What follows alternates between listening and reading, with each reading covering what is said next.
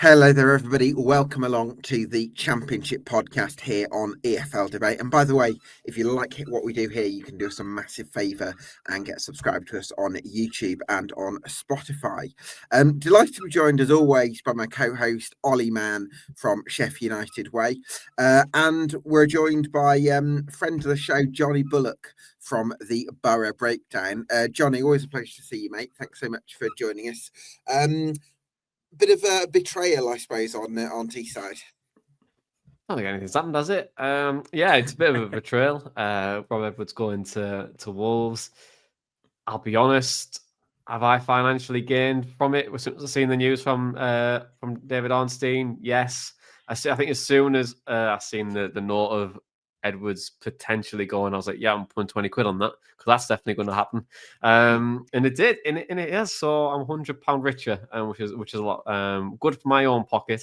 Probably, and I think Rob Edwards is probably doing a lot more than what he's getting at Middlesbrough as well. But yeah, it's disappointing, I would say, for a lot of Borough fans. Disappointed because of it was being a good start. All of the PR around him coming in terms of family, togetherness, the spiel of PR really that, Rob Edwards really threw on Borough fans. And a lot of people took it. And then you've got people like myself who were kind of like, not drinking any Kool-Aid with you yet. I want to kind of see how this plays out for a little bit. And yeah, probably haven't had the chance to really see it play out because he's leaving us now after a few months. So, if you're at the game on Saturday, I think that you'll get a good understanding of how Borough fans felt about Rob Edwards at the end of it. And, we've still managed to keep Eddie Vivesh with us. And I think that for me is the big plus out of everything because we probably kept the best coach out of the lot with us. And they're going to stay around until, he's going to stay even when we appoint someone new as well. So that's even better. One of the best right-hand men in the Championship, Eddie Vivesh, I think. I suppose I wanted to, I don't necessarily think this, but I do want to kind of make sure that you present the other side of the argument when it comes to managers' moves and the ethical side of it. So I'll come to you on this, Ollie. I suppose if you were to make a case for Rob Edwards and his actions, you would probably say that firstly, there's very little loyalty towards managers in football typically. And that sometimes you do have to swing when your stock is high. And I can see the validity of that way of doing business because that's how you maximize when your stock is high, because when your stock is low, there's fewer offers. Secondly, I can kind of understand the family aspect, which is, that his family around the West Midlands area, and obviously he's going to make a few quid, as Johnny mentioned. Having said that, it really hurts to sort of show faith in somebody and give them a 3-year contract and then for them to then speak to another club behind their back. So logically, I'm like, I can kind of get it, but emotionally, I'm like, you've screwed over the people who showed faith in you.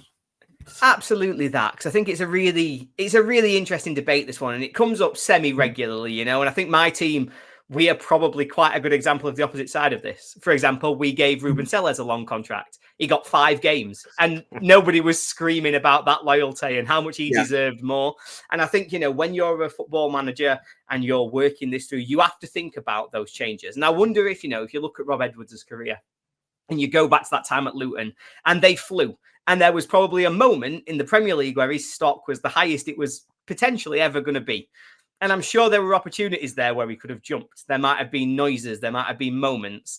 And maybe he recommitted to Luton and then it all went wrong last season. And suddenly his stock wasn't as high. We weren't certain about who he was as a manager, what he was going to be able to deliver. And maybe he's trying to learn from that. Maybe he's thinking, you know what, my stock's high again. Let's jump while we get the opportunity. But for me, there's 2 bigger fundamentals to this one.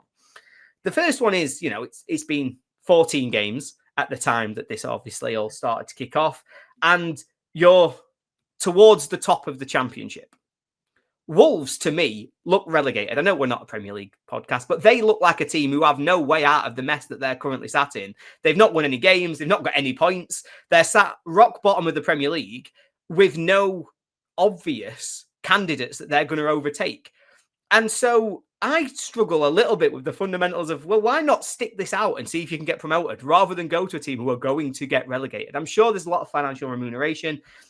Maybe he thinks there is the opportunity to turn it around, but that's a big question mark for me, because I think all of those points you raised there, Gab, are valid. And I think, it is fair for us to give both sides of that argument as people who aren't Middlesbrough fans and therefore feel as though we should be reasonable, even though we probably shouldn't.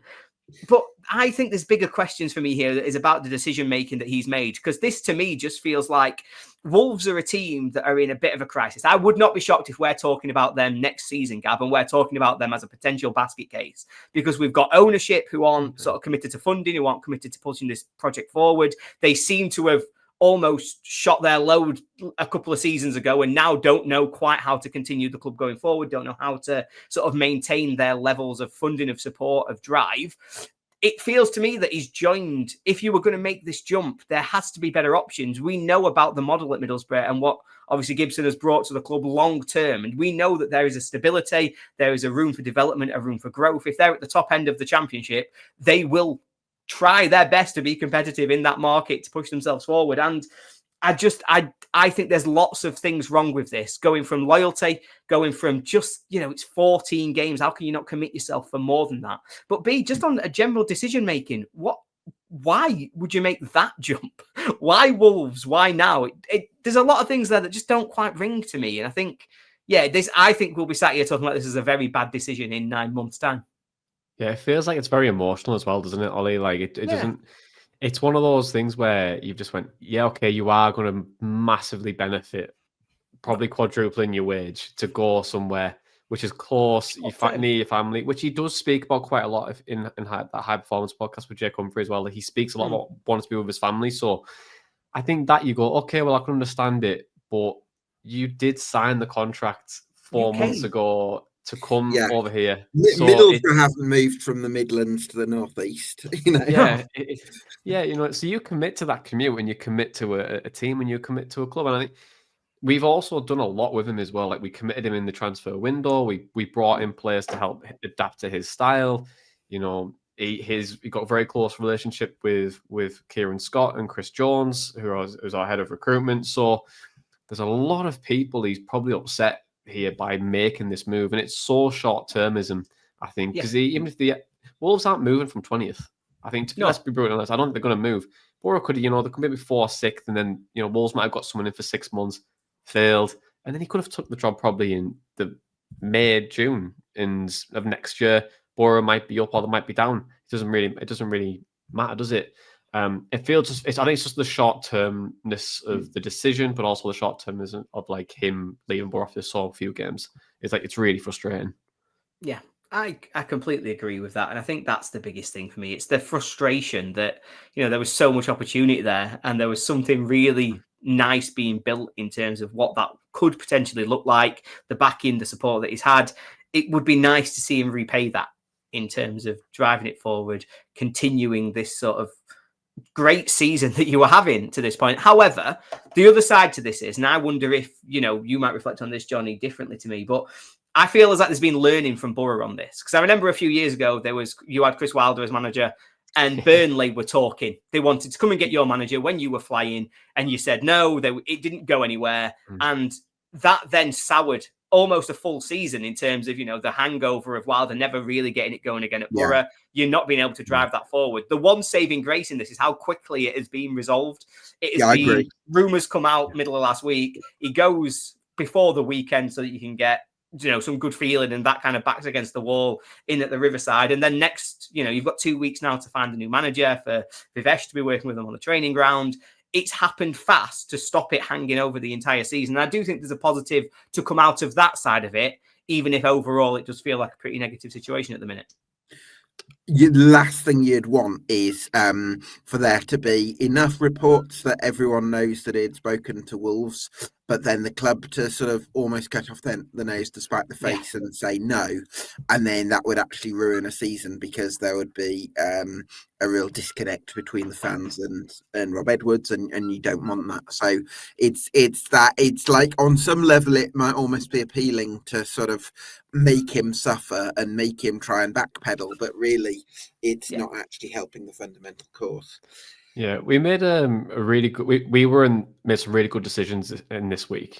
By publicly saying we've rejected it, publicly saying that he's willing to speak, and what we did really well there from a positioning standpoint is just to say we've put it on Edwards to say if you want the move, that's on you. It's a you move versus the club, and I think that is definitely baked into a lot of the snake allegations, all of these bits and pieces. But Borough have done well there in that position. But yeah, it's I agree with both of you. I don't think it's I don't even think it's a bad decision that Borough have lost him, to be honest, either. Like, he didn't probably want to be here fully. He was living in a hotel, which is fine. You are going to do that, which is okay, not to fully commit short-termism of football, but ultimately he's probably leaving Middlesbrough at a point where the stock was starting to going down. We weren't creating chances. We haven't been great the last few weeks. And there's always that concern in the back of your mind. And he's going to leave Borough now as I've got them into the top two. But realistically, if you look at the underlying numbers, we probably are like that 8th to 10th team at the moment where we're not the best, really. And it's given us a good opportunity to probably get someone else in now and hopefully take us even higher in the table. I agree. I want to come on to that conversation as to who next, because I'm sure we've all got some interesting ideas on that. But one thing I did want to say is Unique Sports Media, who are Rob Edwards' representatives, I do have some ethical question marks about them, because they were representatives for Johnny Rowe when he refused to play for Norwich City to force through a move to Marseille. So firstly, they do seem to be involved when it comes to people making ethically questionable moves. And also, secondly, a little bit disappointed in mainstream media journalists and outlets that have reported that Rob Edwards would have been willing to take training and do media and take the game on Saturday against Birmingham, and that it was the club denying him. Because firstly, I don't know if that's true from what I've gathered. And secondly, I think it's sort of irrelevant, because it almost suggests that was the main grievance. It's almost like slightly misdirecting people. And it suggests that it takes away from the fact that the main grievance Middlesbrough fans have with Rob Edwards is that he was negotiating with another club behind their back, not his availability for this week's preparation and match day. So I think there's question marks of Unique Sports Media, and I think there's question marks about their relationship with certain people and outlets in mainstream media. I agree, Gab. And look, there was absolutely no chance that Rob Edwards was managing that game on Saturday. As soon about Thursday, when Borough, as soon as Middlesbrough reject that initial approach, there was absolutely no chance. You could tell that Middlesbrough, if he came out on Saturday after the whole allegation of us rejecting everything, he would have got booed out of the stadium. And I think Borough fans are very loyal until you cross us, and then once you've crossed us, there's probably no going back. It's very rare that someone gets a second chance on Teesside, and there's only probably one or two people in Middlesbrough's history that probably would have done it in very recent history. But no, Edwards, as soon as that was done on the Thursday, he's gone. But it could have been him. It could have been like his group and his PR team trying to spin a bit of a narrative to say, "Hey, I'm professional to the end. Always going to do everything I can when I'm in a role," which is just nonsense, to be honest. Yeah, absolutely. I would ask some big questions of Unique Sports Group on those grounds. But moving on to the next manager for Middlesbrough, Johnny, what kind of profile do you think the club should be looking at when it comes to replacing Rob Edwards? I think that's a great question. Much better than who do you want and why do you want him? I think which I know it's coming up, isn't it? But I think for Middlesbrough right now and who they want, and if you look at Middlesbrough's profile of managers who we've appointed over the last few years, it tends to be British manager, out of work. We don't like to poach different managers out of different clubs. And we go from there. It's only really been Aitor Karanga who's been the foreign coach. Now, could we make it a second one with Carlos Corberán? Who knows? Or someone else in that mix, because we did interview quite a few foreign managers this summer. So I'm very intrigued to see who we would bring in. I think if we're keeping Adi Vivesh at the club, which Middlesbrough have openly said that they'll want to keep him in, which I think is the right decision. Yeah.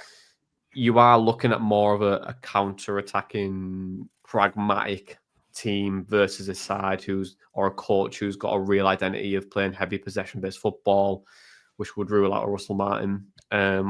So, yeah, I think a coach who's most likely British, out of a job, likes to play a pragmatic style, there's probably, you have quite a few in terms of a selection. Steve However, Cooper. he's away now, isn't he? Isn't he abroad now? Isn't he abroad? Has he taken a job abroad, right? Yeah. But I would actually say I do think there is a chance that we might try and test a couple of people in the Championship, and I wouldn't be shocked again if we interview quite a few foreign managers as well. It feels like a really open. Obviously, it's because it's so early and the rumours haven't come out. You have no idea where it's going. But I was thinking about that sort of profile of manager that you seem to have been looking at in recent times. You know, Michael Carrick, for example. You've gone for some of the younger generation of coaches looking to try and come through, looking to try and learn. I did note on the betting odds at the moment that Gary O'Neill seems pretty high. You know, as you were describing there, in terms of, you know, somebody who comes through. He was the kind of name that I wondered if would start to be, you know, rumoured to be coming for this. I think he was on Monday Night Football a couple of weeks ago, which means he's definitely back in the market and trying to get himself out there. Is it that kind of coach who you think would be one who comes in with that kind of profile of a former professional player, played at a high level, you know, he's coming in still early in his career? Or do you think you might look more tried and tested in the route of, say, like Corberan or somebody like that who's got a little bit more experience behind him? I think we'll go more tried and tested, to be honest. I think if Gary Neal got the job, I feel like you get tomatoes on the touchline straight away. From 2008, was it 2008? Yeah, 2008, where he got the yellow card on purpose. So I don't know if you heard that story, but got a yellow card on purpose at Bolton. So you go and watch the Masters. And then, you know, we got relegated, and, you know, hence why when his name's been mentioned, a lot of Borough fans are very, like, again, coming back to that loyalty piece. Once you've crossed us, we don't want you back.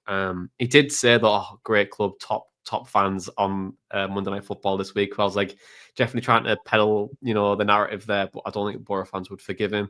But yeah, tried and tested. But to be honest, if you look at profiles of what we've done in the past, you would just go, oh, well, Steven Gerrard's available. That would make logical Middlesbrough sense to do something like that. Do I want Steven Gerrard? Probably not. But the script writes itself, doesn't it? Gerrard, Lampard, the fight for promotion, but we just won't be in the fight for it, to be honest. I can't see us being in the automatic, but that's what the narrative will be if we got something like that. But I was at a venue. I was at a talk on Monday of last week with Gareth Southgate.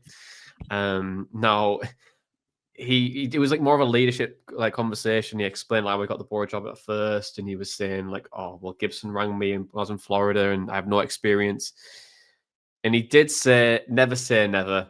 However, he doesn't want to do any coaching anytime soon. So it could have been a nice one, you know, to welcome him back. But do you know what though, Johnny? Just on that, I think Gareth Southgate would be quite a good fit because you've got a Viviash in place to do a lot of the coaching on the grass. So actually, what it really needs the Middlesbrough manager job is someone who's very good at people management, and I think Gareth Southgate is world class at that.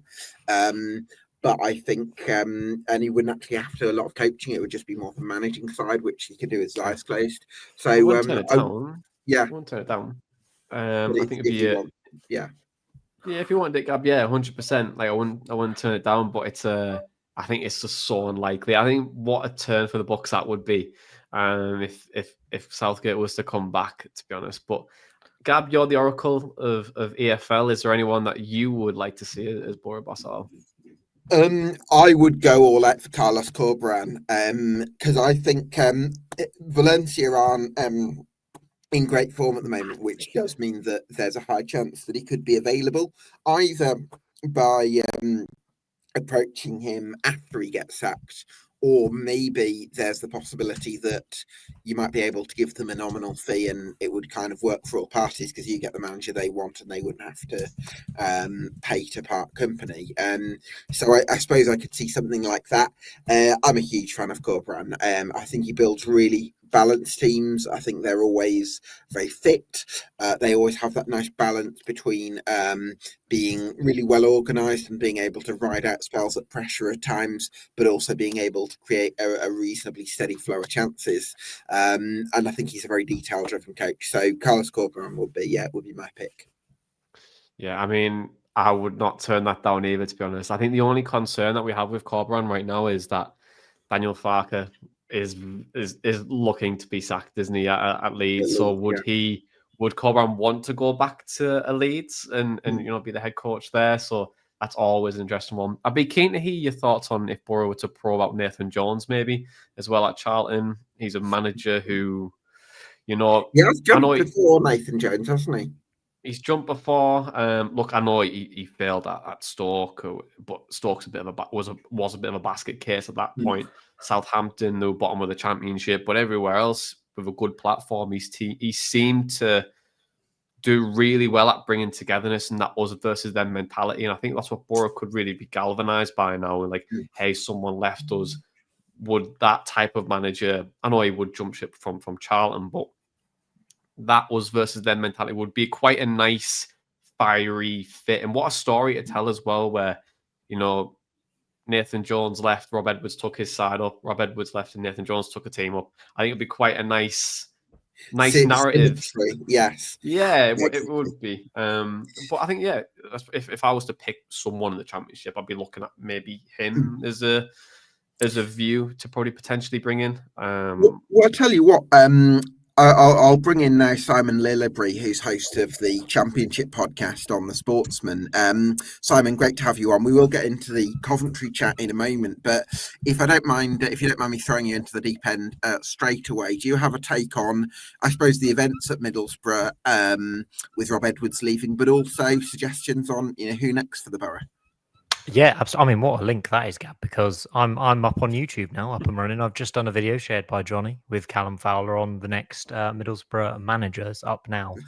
And I don't think it's bad that Rob Edwards has left necessarily. I don't think it's necessarily that bad that he's decided to move to Wolves, because I've missed the last bit of conversation you've had, but I think Borough had dropped off slightly in the last 2 or 3 games before he left. Adi Vivash is the main man. He is so good. Look what he did this weekend with Borough. The fact that he's staying and he's not going with Rob Edwards, it seems, is absolutely massive. If he can stay as the assistant manager and you're looking at someone like Carlos Corberan, if you can tempt him to come over from Valencia, I think it's an upgrade on Rob Edwards. If you can get Corberan in, it's an upgrade on Rob Edwards. There's a few other names in the frame, obviously, that are quite interesting. Steven Gerrard and things like that I would potentially stay away from. But we really don't know what's going to happen at this moment in time. I think you look at a name like Corberan and you just think, wow, I think Adi Vivash has done enough in the game now to deserve a few games in charge of a Championship team. I think he'd be a really good first team manager for Middlesbrough. I don't know how likely that is, that they would just let him step up and do that. But given what we saw against Birmingham, it wouldn't be a bad shout. Would he fancy being the face of the club, though? Because it's not just about how good a coach you are as a number one. It's about people management. It's about relationships. It's about managing the club to a certain extent, as well as coaching a team. Do you reckon he can do all that side of things that maybe Mark Robbins did when Vivash was at Coventry? Yeah, interesting one. I think it would be diminishing his abilities and his media-facing role to suggest that he wouldn't be able to do it, given he did it this weekend and looked absolutely fine. I think he's experienced enough and he's been around the game long enough. I don't think that would particularly be a big challenge for him, but it's whether he wants to be the main man and whether he wants to maybe take away from the coaching work that he loves so much. He loves to be on the pitch. He loves to improve players. He loves to work on a tactical shape. Can he then translate that into being a first team manager and dealing, as you say, Gab, with potentially a few of the other issues that come with actually being the face of the club? I think Borough are in a really good position where it might sound a bit weird to say, but they might have kept hold of the most important man at the club in terms of that staff.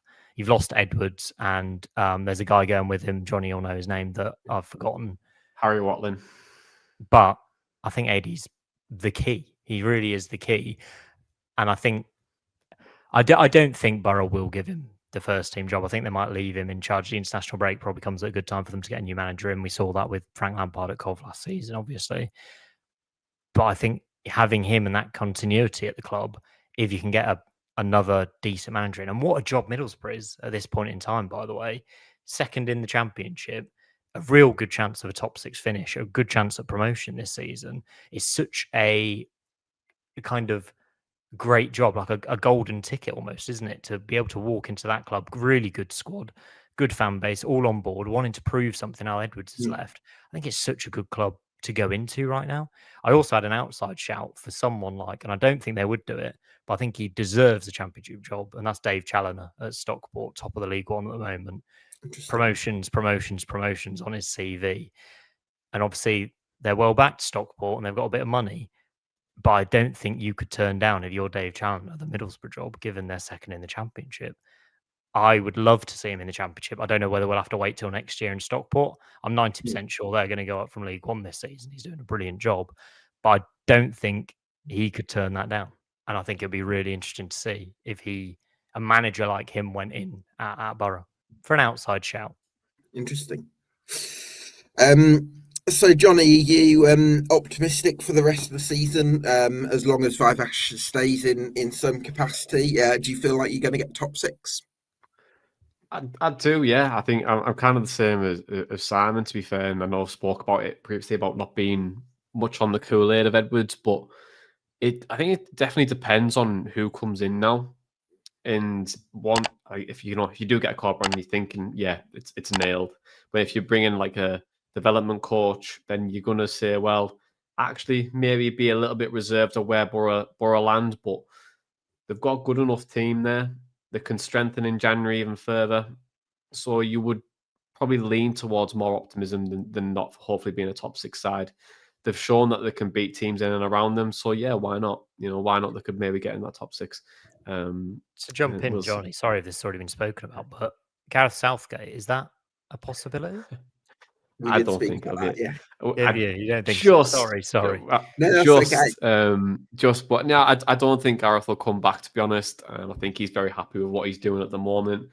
But it'd be nice to maybe have that part 2 where he does get Borough back up to the big time. Again, a closing chapter and a really good story. So being big about this stuff, I think this next appointment's all about the story. It's all about who will come in and galvanise Middlesbrough, and who will Middlesbrough fans be really proud of having as the manager as well. Because even though Edward said all the right things, I still think a lot of fans were in the back of their minds thinking, you're just PRing me here. And he's going to probably do that at Wolves now. And I wouldn't be shocked if he said exactly the same thing in his press conference probably tomorrow with Wolves than he did when he was at Middlesbrough, saying it was a dream. And there was some lovely quotes as well, like which Red Faction, one of our fan groups, put out in the South Stand, where it was just a quote of what Rob Edwards said around like being like a family and stuff. And it was like, it's quite ironic that he said all these things and bailed, but yeah, probably we've got to stick together. Yeah, we'll see next year. Just to round off on Southgate idea, he does live in Harrogate, I believe. So could be reasonably local. So we shall see. All right, Johnny. Well, thanks so much for joining us. Keep up the great work on the Borough Breakdown, and look forward to seeing you again soon. Yeah, cheers, guys. And what a dream team this is, by the way. I was like loving this. This needs to be a thing.